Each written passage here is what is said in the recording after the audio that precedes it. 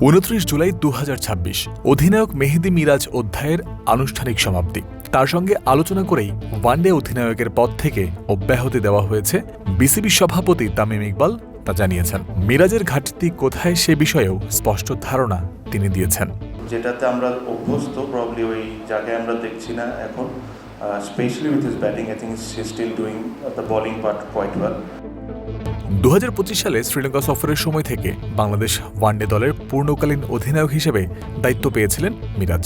এরপর তিনি বাংলাদেশকে নেতৃত্ব দিয়েছেন 20টি ম্যাচে, আর তার আগে নাজবুল শান্তর অনুপস্থিতিতে আরও 4 ম্যাচে ক্যাপ্টেন্সি করেছেন এই বোলিং অলরাউন্ডার।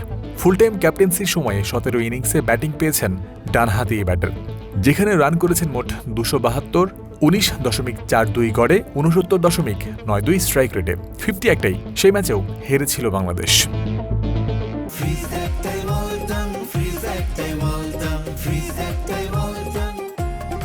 ওভারঅল ক্যাপ্টেন হিসেবেও মিরাজের ব্যাটিং মেটাতে পারেনি প্রত্যাশা। 21 ইনিংসে তার ব্যাটিং গড় 27.22, স্ট্রাইক রেট 71.32। 50 যে 4টা করেছেন সেগুলোতে স্ট্রাইক রেট যথাক্রমে 55, 73, 105 এবং 68-র ঘরে। গুরুত্বপূর্ণ বিষয়, সবগুলোতেই বাংলাদেশ হেরেছে। সবগুলোতেই মিরাজ ব্যাটিং করেছেন 4 বা 5 নম্বরের মতো ভাইটাল পজিশনে, স্পেশালিস্ট মিডল অর্ডার ব্যাটার হিসেবে। এমন ব্যাটিংয়ের পর চলতি বছর শুরুর ভাগে বাংলাদেশ টিম ম্যানেজমেন্টও বিষয়টা নিয়ে ভাবতে শুরু করেছিল। মিরাজকে ব্যাটিং অর্ডারের নিচে অর্থাৎ 7 নম্বরে নামানোর চিন্তাও তখন থেকেই এসেছিল, পাকিস্তান সিরিজ থেকে, যার বাস্তবায়ন দেখা গিয়েছিল। সে উপরে পারফর্মও করছেন, এমন না যে পারফর্ম করছেন না, 50 করছেন, প্রায় 4-5টা 50 করেছেন, কিন্তু ওই 50গুলাতে কিন্তু ম্যাচ উইনিং স্কোর ছিল না। ওগুলা হয়তোবা তার বেনিফিট হয়েছে, টিমের অতটা বেনিফিট হয় না।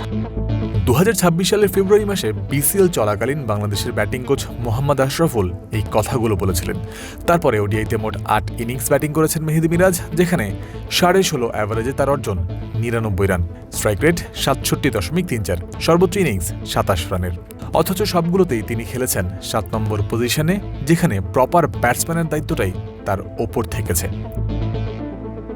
মোসাদ্দেক হোসেন সৈকত যখন ওডিআই দলে কামব্যাক করেন, সে সময়ে মিরাজ নিজেকে বোলিং অলরাউন্ডার হিসেবে দাবি করেছিলেন। যদিও নিজের অধিনায়কত্বের মেয়াদের টেইলে তিনি ব্যাটিং করেননি কখনোই। মিডল বা লোয়ার মিডল অর্ডারে নেমেছেন, যেখানে পুরোদস্তুর ব্যাটারের সার্ভিসটাই লাগবে। তিনি পারেননি তা দিতে, ফলাফল দল ভোগেছে। আর সেই কারণেই ওয়েস্ট ইন্ডিজ, পাকিস্তান, নিউজিল্যান্ড এবং অস্ট্রেলিয়ার বিপক্ষে সিরিজ জেতা অধিনায়ক হওয়ার পরও তাকে স্মরণই হয়েছে। অধিনায়ককে পারফর্ম করেই নেতৃত্ব দিতে হয়। দায়িত্বের ভার সরে যাওয়ার পর সেই পারফর্মার মিরাজকে পাওয়ার আশা বিসিবি প্রেসিডেন্টের। মিরাজকে আমরা যেভাবে অভ্যস্ত দেখতে অ্যাজ আ পারফর্মার, প্রবলি ওই লেভেলে আমরা ওকে দেখছি না। Always believed Miraj as a cricketer for Bangladesh is more important than anything. Captain হিসেবে মেহেদী মিরাজ যেমন বোলিং পারফরম্যান্স করেছিলেন, তা নিয়ে অবশ্য সন্দিহান নন তামিম ইকবাল। 24টা ম্যাচে 39.5 অ্যাভারেজে তিনি আদায় করেছেন 24 উইকেট, ইকোনমি রেট যেখানে 4.42, আর প্রতিটি উইকেট নিতে 53.3টি বল খরচ করেছেন এই অফ স্পিনার, যার অধিকাংশই তিনি বোলিং করেছেন দেশের মাটিতে। বিশ্বকাপ ভাবনায় থাকলে সাউথ আফ্রিকার কন্ডিশনে এই অফ স্পিনার কেমন পারফর্ম করতে চান, আর সেজন্য তার কোথায় এগোতে হবে নিজেকে নিয়ে, তা এখন থেকেই ভাবতে হবে, কারণ ক্যাপ্টেন্সি থেকে তাকে সরানোই হয়েছে আরও ভালো পারফরম্যান্স পাওয়ার আশাতে। জয়ন্ত বিন্দু, ক্রিক ফ্রেন্সি।